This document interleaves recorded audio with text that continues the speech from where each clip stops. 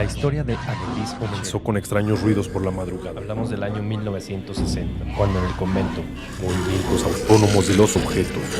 Arañazos en las ya no se paredes. profesaba el culto que le diera vida.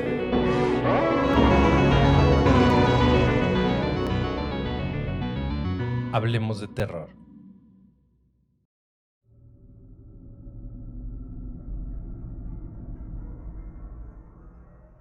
Hola terroríficos, ¿cómo están?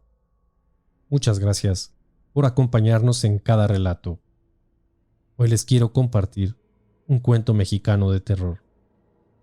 Les comparto El ahorcado. Como siempre, les recomiendo apagar las luces, subir el volumen y disfrutar. Esto es, Hablemos de terror. Bienvenidos.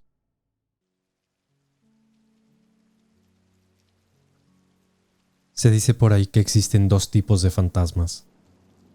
Los que aún no saben que han muerto y permanecen en el mundo creyendo estar con vida, y los que se han dado cuenta de su muerte, pero continúan en nuestro plano material en busca de alguien que puedan llevar a la oscuridad a donde ellos pertenecen. Y es así que les dan el nombre de espíritus chocarreros, que según el ámbito popular, son seres que perturban la paz de las personas que tienen la desgracia de toparse con uno de ellos. Aquella noche, en una vieja cantina estaban dos compadres, Lázaro y Santiago. Habían bebido demasiado, pasados ya de copas, y pensando nada más que en el vino que ingerían, se levantaron para abandonar aquel lugar. Caminaban tambaleándose por las calles, entonando quizá una vieja canción, ahogados en un aliento alcohólico. A lo lejos, visualizaron algo que flotaba en el camino. Creían ver una caja o alguna cosa similar. Pronto Santiago se despidió, ya que para su suerte estaban parados justo a la entrada de su casa. Pero Lázaro debía caminar todavía por 2 calles más y un pequeño trecho de bosque para llegar a una vieja cabaña que compartía con su anciano padre. Ya en el bosque, se escuchaban los aullidos de sus viejos perros, cuando de repente tropezó con una rama tirada.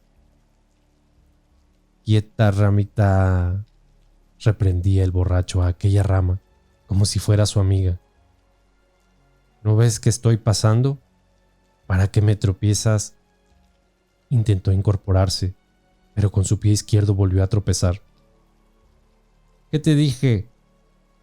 Continuaba con la charla como si esperara que aquel pedazo de árbol pudiera responderle. «Ya me voy, pedazo de basura. No me detengas, pues no tengo muchas ganas de platicar contigo». Al momento, continuó su camino. A unos pasos de llegar a su casa, se detuvo alegremente al pie de un árbol para hacer sus necesidades. Fue entonces cuando miró nuevamente aquella caja flotante. «¿Qué pasó? ¿Ya vienes de nuevo?», dijo en tono de burla. Mas su sorpresa se acrecentó cuando pudo notar que se trataba de una caja de muerto. No podía creer lo que sus ojos miraban esa noche. Intentó ponerse a salvo de sus alucinaciones, pero su tormento creció al mirar a un hombre ahorcado arriba del árbol. Lázaro intentó escapar, pero cuando dobló el camino hacia la derecha, tropezó de nuevo con una rama y cayó precipitadamente. Allí pudo ver con horror que había otro hombre decapitado, el cual aún se movía entre las hojas. Tomó como pudo el paso y corrió sin detenerse hasta llegar a su casa. Llamó con gran desesperación. Cuando el viejo abrió la puerta, el muchacho cayó desfallecido. Es así que no supo más de aquella terrible experiencia.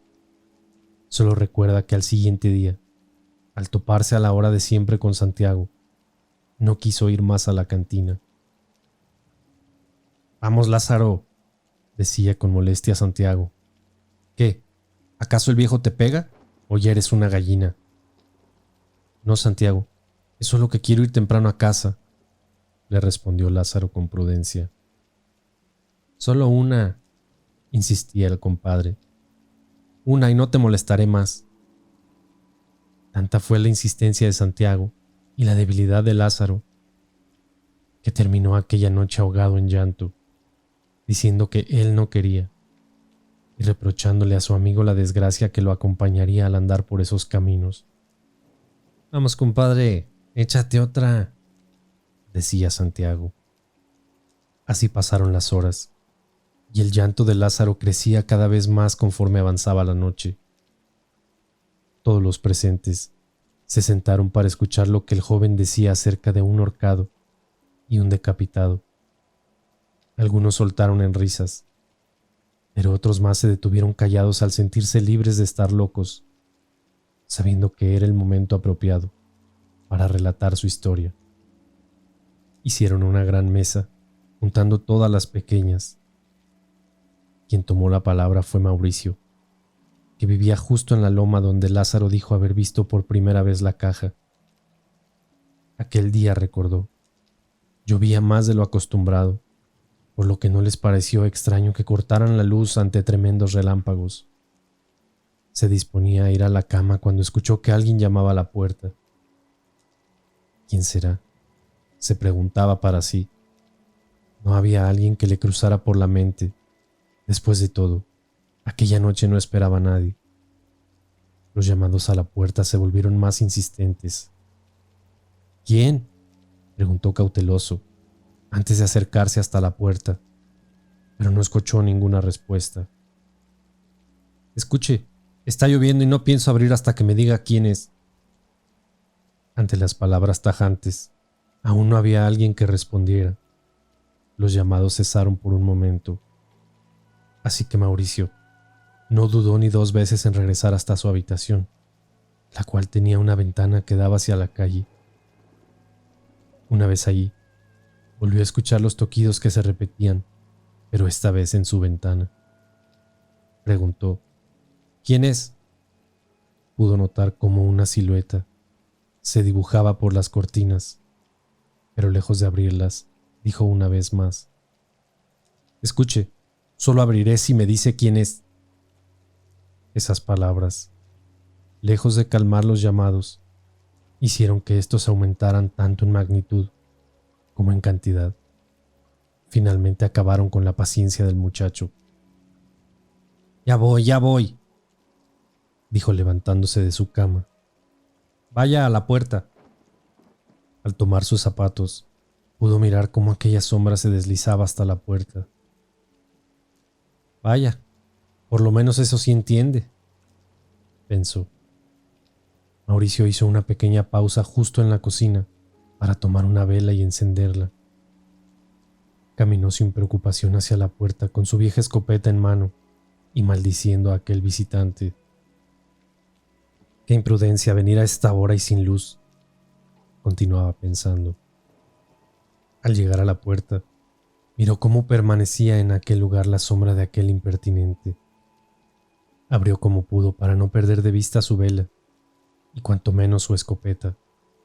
Al abrir, vio con espanto que aquel nocturno visitante se trataba de un hombre que llevaba su cabeza en las manos. Mauricio empujó a aquel ser y corrió camino abajo hasta encontrar ayuda. Pero como era de esperarse, no encontró a nadie que le creyera. Su desagradable experiencia con el paso del tiempo se fue olvidando, y las burlas de aquellos a quienes les confió lo que le había ocurrido aquella terrible noche. Poco después, y ante el notable silencio de los presentes, tomó la palabra Jacinto. «Pues yo sí te creo, amigo», dijo para iniciar su relato. Recordaba bien que estaba acostado sobre unas piedras, cuando un escalofrío recorrió por su cuerpo, desde los pies a la cabeza, erizando sus cabellos. Vio acercarse una extraña figura que le llamaba por su nombre. «Jacinto, Jacinto, acércate a este gran árbol». Jacinto creyó que todo aquello no era más que el producto de una noche incesante de copas. Después de todo, había bebido hasta muy tarde en la taberna. Pero la voz no dejaba de escucharse, hasta que se hizo más fuerte. «Jacinto, Jacinto, acércate a este gran árbol», decía la voz. Te mostraré cuál es la avaricia de los hombres. ¿Por qué estoy aquí? ¿Qué es lo que quieres?, preguntó Jacinto a aquella voz. Que tomes mi lugar, desafortunado muchacho. Jacinto creía para entonces que se trataba de una broma y trató de ver en dónde estaba su amigo del alma. Seguramente sería José con algunos más de la cantina, pero aquella voz no dejaba de llamarle por su nombre y pedirle que tomara su lugar. Fue entonces cuando el muchacho pudo ver de dónde provenía la voz. «Ya sé dónde están, muchachos. Déjense ya de tonterías», respondió Jacinto con una sonrisa. Sin pensarlo más, tomó camino hacia aquel árbol. Sin duda era el más grande de todos. Pero ¿cómo pudieron inventarse esa historia?, pensaba para él mismo. Al llegar al lugar, no vio a nadie, ni siquiera el rastro que indicara para dónde habían corrido sus amigos. Volvió la mirada para ambos lados, pero nunca se le ocurrió mirar hacia arriba. «Aquí, aquí», cuenta Jacinto que fueron las últimas palabras de aquel maldito ser, pues cuando miró hacia la copa del árbol, halló a un hombre colgado con sus pies, todavía moviéndose. Aquel ser tenía en la mano una soga, la cual señalaba que era para él, que sólo así se liberaría de aquel maldito lugar. Jacinto terminó con lágrimas en los ojos, jurando que nunca más ha caminado nuevamente por aquel lugar, por temor a volver a ser presa de aquel ser infernal. «Es en serio, amigos», decía el hombre borracho. «No vayan para allá. Ese maldito solo está esperando el momento oportuno para cambiar su lugar y condenarnos a vagar». José se mantenía escuchando con atención a su amigo. No podía creer que a él también le hubiera ocurrido algo similar. Hacía días que no quería contárselo a nadie por miedo a las risas y a las habladurías. Pero aquel momento era el propicio para hacerlo. Después de todo, los presentes estaban bastante tomados y quizá para mañana ya no recordarían nada. Y de esta manera inició su narración. En la cosecha de aquel año, José tuvo que quedarse a dormir en el campo debido a los pequeños saqueos que se venían realizando a los cultivos vecinos. Ya llevaba con esa 3 noches, donde todo le había parecido normal y tranquilo, por lo que no dudó en llevar unas cuantas cervezas para la noche siguiente. Se encontraba en un pequeño tejabán maltrecho. Allí tenía su camioneta de color azul y a su viejo perro que apenas podía moverse. Metió todo lo necesario y justo antes de dormir bebió por lo menos 6 cervezas. Pasadas unas horas, el sueño terminó por vencerle. Al menor ruido de su perro, recordaba el muchacho que se incorporaba para poder ver y enfrentar a los amigos de lo ajeno. Al despertar se imaginaba cómo iba a detenerlos. Tal vez cruzaba por su mente la paliza que le darían, pero ¿qué más daba? Si podía evitar aunque fuera con eso el robo. Recuerda muy bien que a eso de la medianoche, justo cuando su reloj marcaba el cambio de hora, escuchó claramente que alguien tocaba la ventanilla. Situación que no le parecía extraña, pues su madre se quedaba muy preocupada y tal vez había enviado a uno de sus hermanos a buscarlo. Se incorporó lentamente, ocultando con sus pies los envases vacíos de las cervezas. La ventanilla estaba opaca, ya que hacía unos momentos que había dejado de llover, por lo que se veía obligado a abrir la ventana. Cuando lo hizo, vio ante sus ojos aquel ser tan espeluznante que sus compañeros de copas ya habían descrito con exactitud. Y la respuesta no fue diferente, pues dice haber echado a andar su camioneta camino abajo. No confesó haber vuelto a su huerta, por lo menos no en las noches. Hasta ese momento, todos habían coincidido en una cosa, que cuando vieron a aquel ser, estaban completamente borrachos. Ante eso, solo había que preguntar una cosa. ¿Había visto a alguien en su sano juicio a ese ser maléfico? El silencio no se hizo esperar. La respuesta al momento salió a relucir.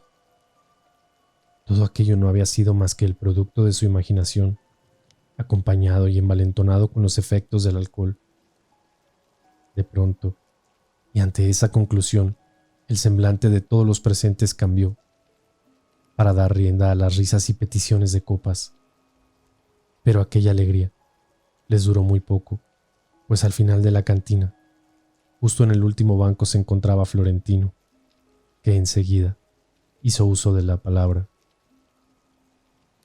Cuando lo vi, estoy seguro que no estaba tomado, dijo con gran aseveración. Todos volvieron sus miradas. Cierto era que el día en que Florentino dijo haber visto aquel espectro, no había llegado en toda la noche a la cantina, y a la mayoría les constaba que el muchacho no había bebido más de la cuenta desde hacía un mes, y mucho menos se quedaba a deshoras en la calle. Ese día 27 de mayo, justo a las 11:30 de la noche, Florentino caminaba tranquilamente rumbo a su casa. El motivo por el que estaba todavía en pie por la calle era que su novia se encontraba enferma y salió un poco tarde de su hogar. Doblaba por la derecha cuando sintió un escalofrío que le heló todo el cuerpo. Unos pasos más adelante, escuchaba claramente que alguien le seguía. Volvió su mirada, pero las sombras de un par de gatos fue lo único que miró, por lo que continuó su camino. Cierta voz se escuchó a lo lejos. Florentino, Florentino, ven al árbol. Florentino miró nuevamente para asegurarse de que alguien andaba por ahí, pero el silencio permanecía alimentando a las sombras. En ese momento, se volvió a escuchar aquella voz. Florentino, Florentino te estaba esperando. El joven no recordaba tener problemas con nadie que lo pudiera estar esperando para rendir cuentas. Tales eran las palabras de aquel chico, que ante el asombro de los presentes permanecía firme en su relato, recordando que cuando volvió su mirada al frente, vio cómo venía flotando una caja de muerto por la calle, como si se tratara de un funeral, solo que esta vez sin nadie que lo acompañara a su última morada. Creyó estar soñando, pero el fuerte viento que soplaba aquella noche le hizo recordar que aún no llegaba a casa. Tal pareciera que los demonios andaban sueltos aquella terrible noche, que era acompañada de una penumbra, y los aullidos de perros vagabundos se dejaban escuchar a lo lejos. Florentino pensó en llegar lo más pronto posible a su casa, evitando a toda costa pasar por aquella calle donde se veía la caja. De esta manera, dobló hacia la izquierda, en una pequeña callejuela. Pero cuando se creyó a salvo, miró con horror que un hombre con las ropas desgarradas estaba justo parado frente a él. El muchacho recordó haber tenido valor para enfrentarse a ese ser diciéndole: ¿Quién eres? ¿Y qué es lo que quieres? Aquella aparición solo señalaba aquel tenebroso árbol para después continuar diciendo: Solo quiero descansar. Solo vengo por tu alma que me dará la libertad que tanto deseo. Florentino terminó su relato contando cómo sus pies en cuestión de segundos lo pusieron adentro de su casa. Aquella noche, todos los reunidos de la cantina acordaron que a la primera luz del siguiente día debían derribar sin piedad aquel árbol maldito y bendecir el lugar.